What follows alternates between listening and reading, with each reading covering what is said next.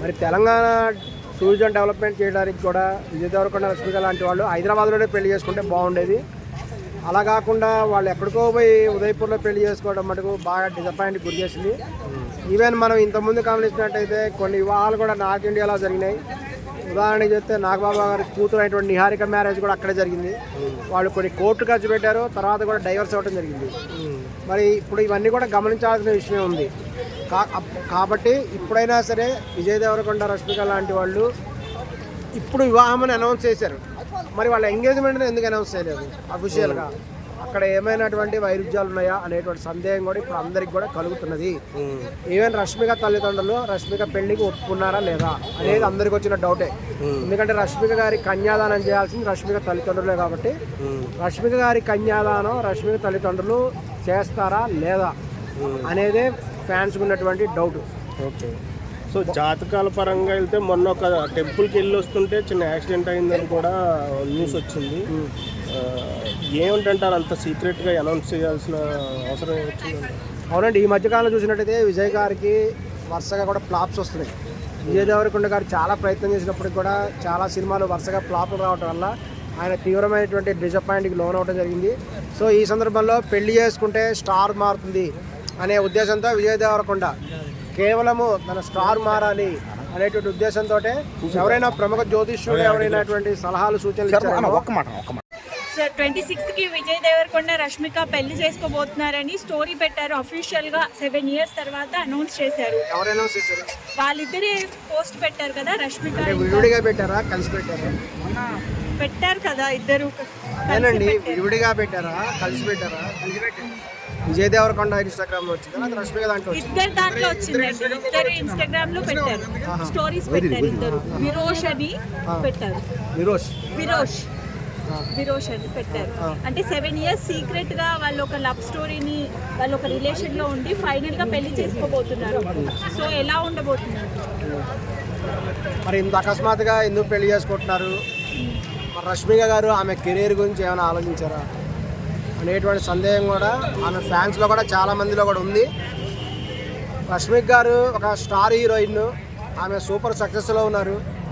మరి విజయ్ దేవరకొండ గారు అయితే అనుకున్నంత సక్సెస్లో లేరు, ఆయన వరుస ఫ్లాప్స్లో ఉన్నారు. మరి సినిమా ఫీల్డ్లో హీరోయిన్గా ఆమె ఎక్కువ ప్రిఫరెన్స్ ఇస్తూ ఉంటుంది.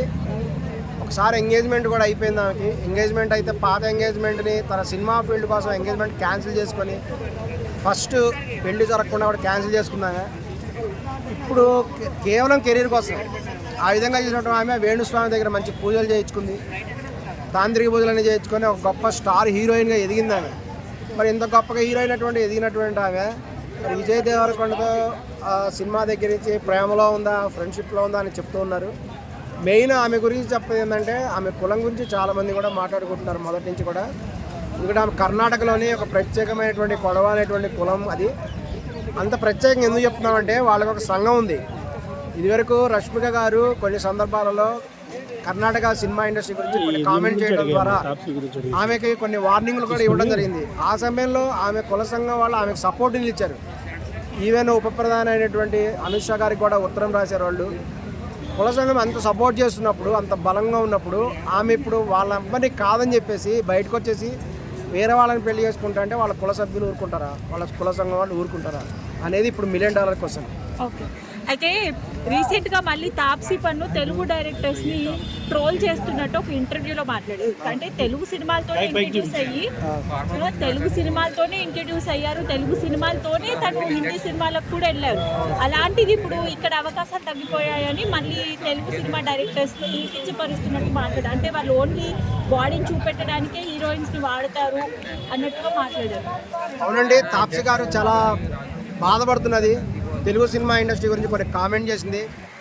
దానికి మెయిన్ కారణం ఏంటంటే ఇప్పుడు తాప్సీ అనేటువంటి ఆమె బొడ్డు సరిగా లేదు, పొట్ట సరిగా లేదు, అది కారణం. తాప్సీ గారు ఏం చెప్పారంటే తెలుగు సినిమా ఇండస్ట్రీ డైరెక్టర్లు అందరూ కూడా హీరోయిన్ అందచందాల మీద ఎక్కువ కాన్సన్ట్రేట్ చేస్తారు, ఎక్కువగా హీరోయిన్ బొడ్డు మీదే కెమెరా పెట్టి చూపిస్తుంటారు. ఇంకా రాఘవేంద్రరావు గారి గురించి అందరికీ తెలుసు, తెలుగు సూపర్ రాఘవేంద్రరావు గారు మొదటి నుంచి కూడా శ్రీదేవి దగ్గర నుంచి ఎత్తుకొని రమ్యకృష్ణ వారికి కూడా అమ్మాయిని పడుకోబెట్టి ఆమె బొడ్డు మీద బత్తాయిలు వేయటం, ద్రాక్ష పళ్ళు వేయటం, అటువంటి పాటలు కూడా తీస్తుంటారు, అందచందాలను చూపిస్తుంటారు. ఇదే విషయాన్ని మీరు చెప్పినటువంటి ఏమో చెప్పింది. ఆమె ఏంటంటే ఒకప్పుడు తెలుగు సినిమాలో నటించింది కదా, అప్పుడు కూడా ఆమె పడుకోబెట్టి ఆమె బొడ్డుని చూపించారా లేదా అనేది ఆమె తెలియదు. మరి హిందీ సినిమా వీళ్ళంటే ఆమె చూపించారంట, తెలుగు వాళ్ళు డౌన్ చూపిస్తే హిందీ వాళ్ళు అప్పు చూపిస్తుంటారంట. ఆ ఉద్దేశం అదై ఉండొచ్చు, టాప్స్ చూపిస్తుంటారేమో. ఏమైనా అటువంటి కాన్సన్ట్రేట్ చేయడం కూడా చాలామంది హర్ట్ అయ్యారు. కొంత వాస్తవం కూడా ఉంది. సౌత్ ఇండియా హీరోయిన్స్ కొంచెం బొద్దుగా ఉండే వాళ్ళు ఇష్టపడతారు, నార్త్ ఇండియా హీరోయిన్స్ కొంచెం సన్నగా ఉంటేనే ఇష్టపడతారు. ఈ డిఫరెన్సెస్ అన్నీ ఉన్నాయి. ఎందుకంటే ఆ ప్రాంతాలను బట్టి వాటిని బట్టి కూడా మారిపోతుంటుంది. ఏమైనా తాప్సి గారు చేసినటువంటి కామెంట్స్ ఏంటంటే ఇక్కడ తెలుగులో అవకాశాలు రావట్లేదు, ఇట్లు రావట్లేదు అనేటువంటి డిప్రెషన్కి లోనయ్యే ఆమె ఇటువంటి కామెంట్స్ చేసిందని కూడా భావిస్తున్నాము. ఏమైనా ఆమెకి ఇంకా పెళ్ళి అవ్వలేదు అనుకుంటా. పెళ్ళి అయిపోయిందా? ఏమైనా పెళ్ళి అయిందంట, నాకైతే తెలీదు. ఆమెకు కూడా బాయ్ ఫ్రెండ్ బాగా చక్కగా మెయింటైన్ చేశారు. ఇట్లా బాయ్ ఫ్రెండ్ కూడా మెయింటైన్ చేస్తూ ఈ విధంగా తిరిగేటువంటి వాళ్ళు ఒక దక్షిణాది తెలుగు సినిమా ఇండస్ట్రీ గురించి కానీ డైరెక్టర్ల గురించి కానీ ఆమె అభిప్రాయం చెప్పింది. మేము మీ అభిప్రాయాన్ని పూర్తిగా గౌరవిస్తున్నామండి. తాప్సి గారు తెలుగు సినిమా ఇండస్ట్రీలో బొడ్డునే చూపిస్తారండి, దానికి ఇష్టపడ్డ వాళ్ళు హీరోయిన్స్ కొంటారు. నీ బొడ్డు అందంగా లేకపోతే నీ తప్పది, నీకు అందుకే అవకాశాలు కూడా రావట్లేదు.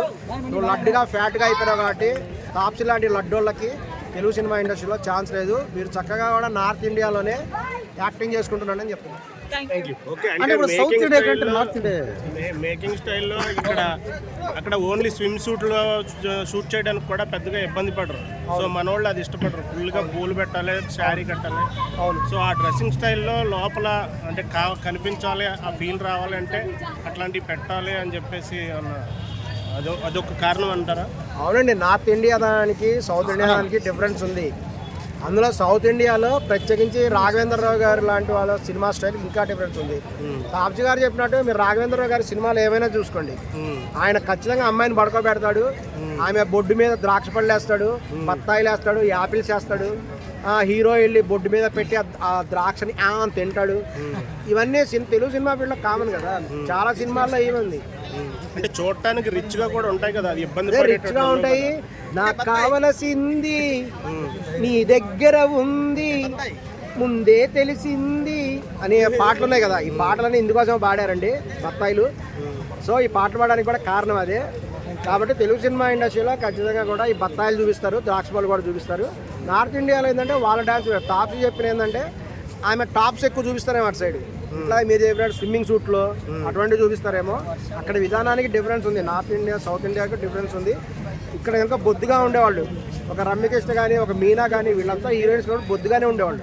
మరి సన్నగా ఉండేవాళ్ళని కూడా ఇక్కడ నార్త్ ఇండియాలో సన్నగా ఉండేవాళ్ళని ఎంకరేజ్ చేస్తారు. సో కల్చర్ బట్టి డిఫరెన్స్ ఉంది.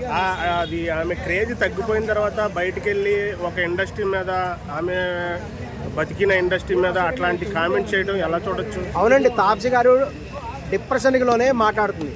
తాప్సి గారికి తెలుగులో ఎట్లా అవకాశాలు రావట్లేదు, ఆమె హీరోయిన్ స్థాయి ఎప్పుడో దాటేసింది. ఇప్పుడు హీరోయిన్ స్థాయి వెళ్ళిపోయి ఒక ఆంటీ స్థాయికి వెళ్ళిపోయింది. తెలుగు సినిమాలో తెలుగు సినిమా ఇండస్ట్రీలో అవకాశాలు రావట్లేదనే తాప్సి ఈ విధమైన కామెంట్స్ చేసింది. సో ఆమెకి ఎట్లాగైనా తెలుగులో అవకాశాలు రావు కాబట్టి అటువంటి బొడ్డు చూపిస్తారు, నడుము చూపిస్తారు. తెలుగు సినిమా డైరెక్టర్లన్నీ నడువు గురించే చూస్తుంటారు అని చెప్తుంది. Okay sir.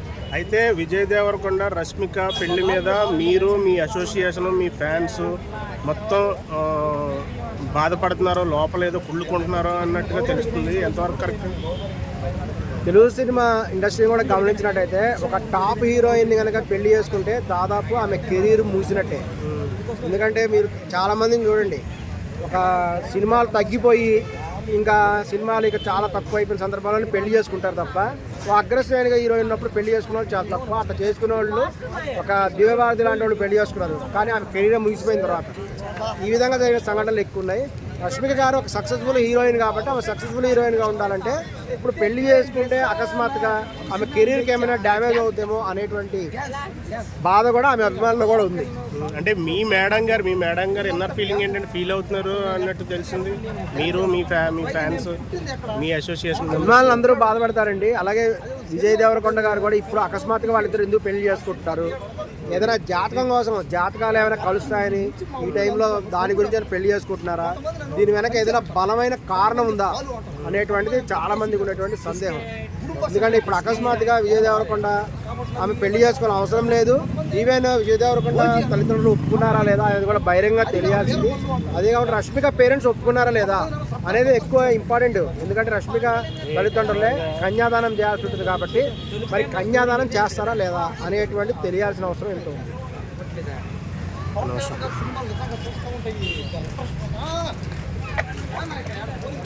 నేను ఆయన తీసుకెళ్తున్నాను కదా, వీడియో వద్దా నీకు? కావాలేదా?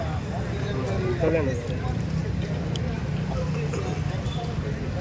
అంటే ఉదయపూర్ కోట ఎందుకు తెలుగు హీరోలు అందరూ అక్కడికి వెళ్ళి ఎంతో డెవలప్ అవుతున్న తెలంగాణ హైదరాబాద్లో ఎందుకు చేసుకోవట్లేదు? గోల్కొండని డెవలప్ చేసుకోవచ్చు కదా. Hi sir. So Vijay Devarakonda Rashmika marriage ఎట్లా అయితే అఫీషియల్ అనౌన్స్మెంట్ వచ్చింది. సో టాపిక్ ఏంటంటే అసలు ఎందుకు ఆ ఉదయపూర్ కోటను ఎంచుకున్నారు? ఎందుకు హైదరాబాద్లో ఇంత డెవలప్ అవుతున్న హైదరాబాద్ తెలంగాణలో ఎందుకు చేసుకోవట్లేదు? అది నిజంగా చాలామంది కూడా అప్సెట్ అయ్యే విషయము.